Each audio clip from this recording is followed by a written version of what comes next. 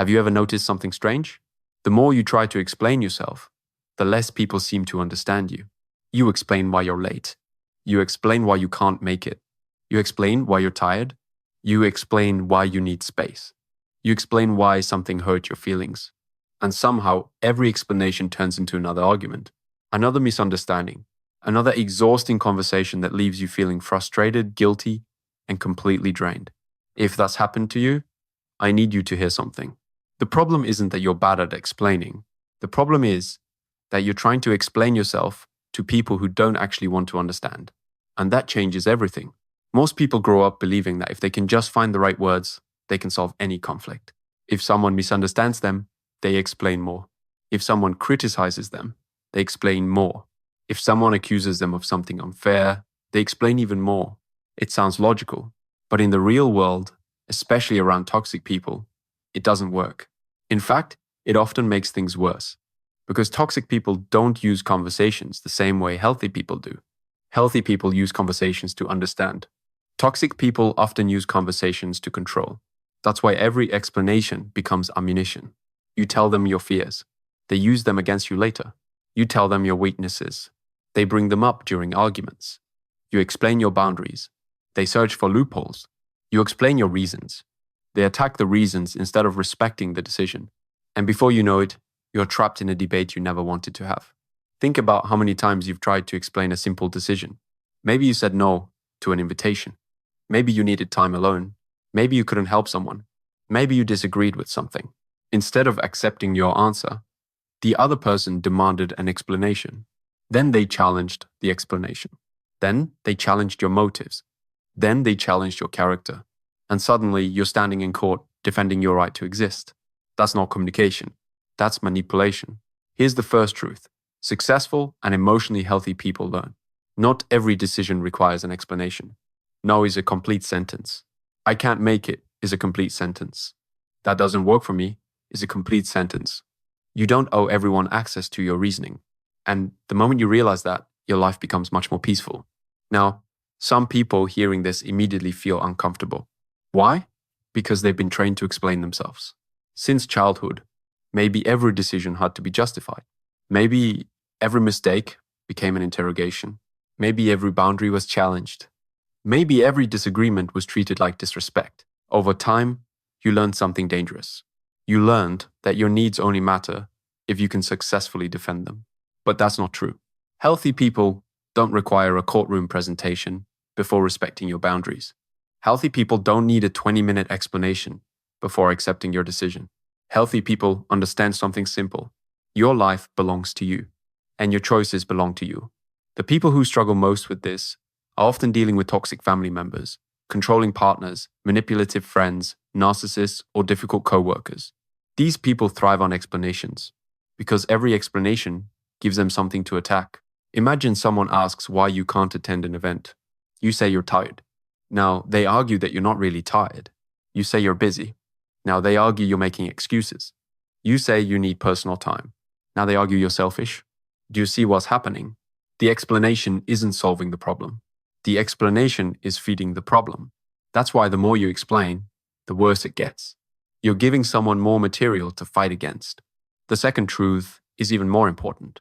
You are not responsible for managing other people's emotions. Read that again. You are not responsible for managing other people's emotions. Many people spend their entire lives trying to prevent others from being disappointed, trying to prevent others from being angry, trying to prevent others from being upset, trying to prevent others from feeling rejected. And because of that, they constantly over-explain.